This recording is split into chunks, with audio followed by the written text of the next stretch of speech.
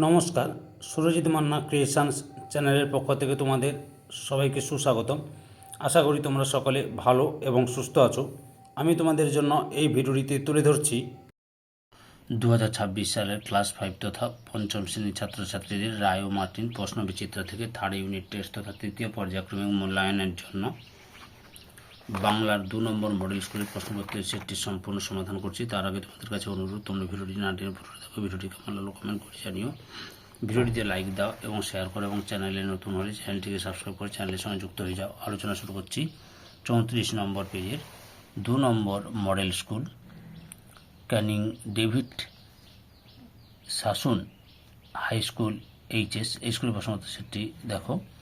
একে দাগে ঠিক উত্তরটি বেছে নিয়ে লেখো। প্রথমে নিচে 1.1 বনের পরীর কাছে ফণিমনসা প্রথমে চেয়েছিল অপশান কয়ে সোনার পাতা। 1.2 মাস্টার দা সূর্য সেন কোন বিষয়ে শিক্ষক ছিলেন? অপশান কয়ে অঙ্কের। 1.3 নেপাল ও গোপালের বাবার নাম? অপশান ক্ষয়ে ক্ষুদিরাম। 1.4 জ্যোৎস্না রাতে সবাই আলতা মাখায়? অপশান গয়ে চোখে। 1.5 মিষ্টি কবিতাটির কবি হলেন? অপশান গয়ে প্রেমেন্দ্র মিত্র। 1.6 আকাশ ঘিরে মেঘ জুটেছে ড্যাশ লোভে লোভে? অপশান কয়ে চাঁদের। 1.7 সন্ধি? অপশান গয়ে 3 প্রকার। 1.8 কান্দিলে দুরন্ত খোকা রাখা তারে ভার?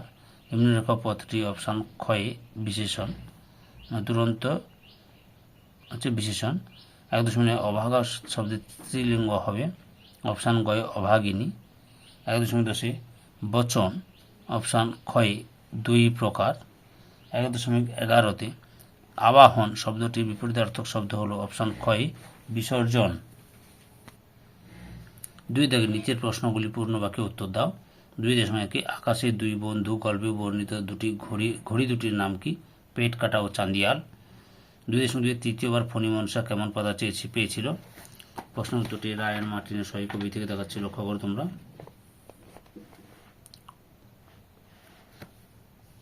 বনের পরীর আশীর্বাদে তৃতীয়বার ফণিমনসা পালং শাকের মতো সুন্দর সবুজ কচি পাতা হয়েছিল বা পেয়েছিল।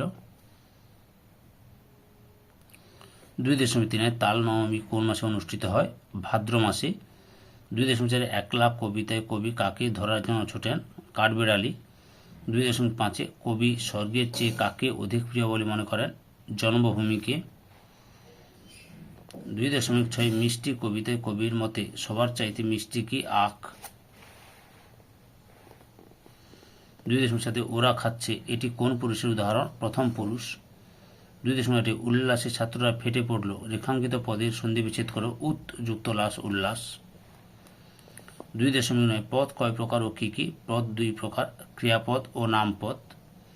2.10 ক্লীবলিঙ্গ কাকে বলে? উদাহরণ দাও। উত্তরটি দেখাচ্ছি রায়ান মার্টিনের সহি কবি থেকে। এই যে ক্লীবলিঙ্গ কাকে বলে, এখান থেকে শুরু করে তোমরা এত পর্যন্ত লিখবে।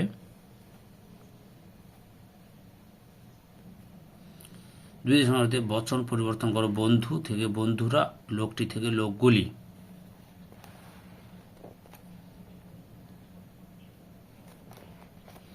3 দাগে নিচের প্রশ্নগুলি নিজের ভাষায় উত্তর দাও।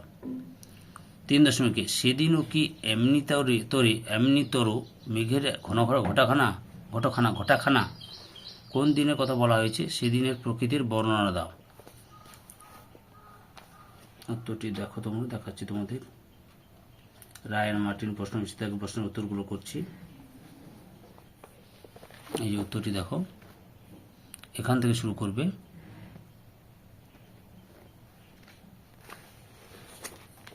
দিয়ে তোমরা এতটা পর্যন্ত লিখবে।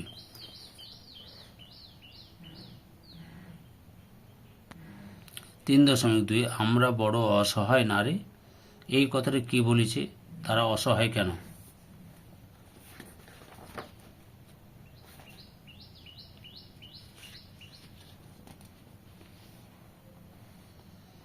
উত্তরটি দেখো, এখান থেকে শুরু করবে, এতটা পর্যন্ত লিখবে।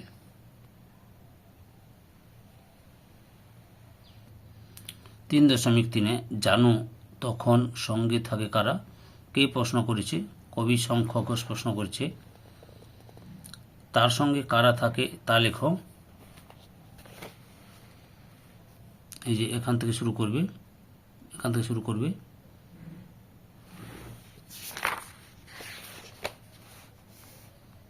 এতটা পর্যন্ত লিখবে।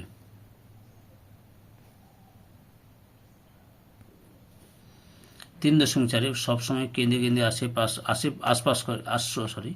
সবসময় কেঁদে কেঁদে আফসোস করে। কে সবসময় কেন আফসোস করে? কে সবসময় আফসোস করে? ছোট ফণিমনসা গাছ আফসোস করে। কেন করে? না, তার পাতা বিশ্রী রকম দেখতে ছিল, তার পাতাগুলি দেখতে ছিল বিশ্রী রকম বা বিশ্রী ছিল। তারপরে 4 দাগের নিচের যে কোনো একটি প্রশ্নের উত্তর দাও। 4 বর্ষা রাতে গোপাল কী স্বপ্ন দেখেছিল?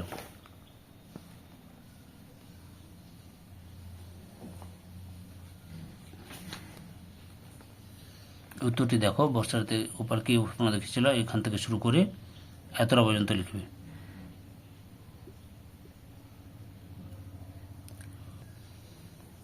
4.2 ধুতি পরা মানুষটির নাম সূর্য সেন।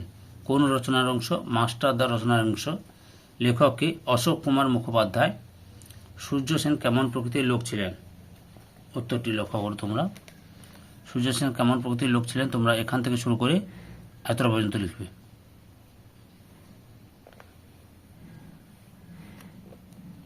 বা তোমরা এতটা পর্যন্ত লিখতে আদর্শ, তেজস্বিত আদর্শ, এতটা পর্যন্ত লিখতে পারো, আদর্শ পর্যন্ত লিখতে পারো। 5 দাগে নিচের যে কোনো একটি প্রশ্নের উত্তর দাও। 5.1 ভালো লাগে তাই কি? কার কাকে কেন ভালো লাগে না?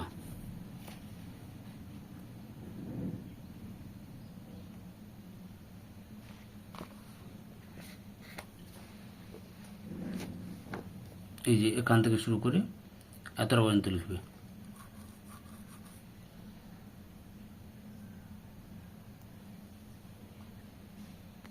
5.2 বোম্বাগড়ের রাজা কবিতার কয়েকটি নিয়মকানুন নিজের ভাষায় লেখো। উত্তরটি দেখো তোমরা। রায়ান মার্টিনের প্রশ্নচিত্র থেকে প্রশ্ন উত্তরগুলো দেখাচ্ছি, এখান থেকে শুরু করবে। আগের ভিডিওগুলো দেখতে চাইলে আমার চ্যানেলের প্লে লিস্টে গিয়ে দেখে নাও, না হলে এই ভিডিও ডিসক্রিপশনে তার লিঙ্ক দেওয়া রয়েছে, ওখানে ক্লিক করে দেখে নিতে পারো। এতটা পর্যন্ত লিখবে।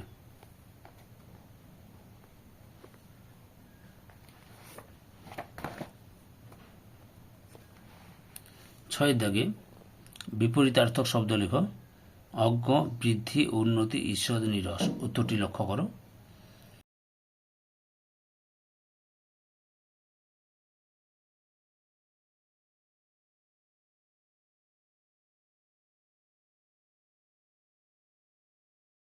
ধৈর্য সহকারে সম্পূর্ণ ভিডিওটি দেখার জন্য তোমাদের সবাইকে অসংখ্য অসংখ্য ধন্যবাদ। আজকে এই পর্যন্ত, পরবর্তী ভিডিওতে আবার দেখা হবে। Tata, bye bye.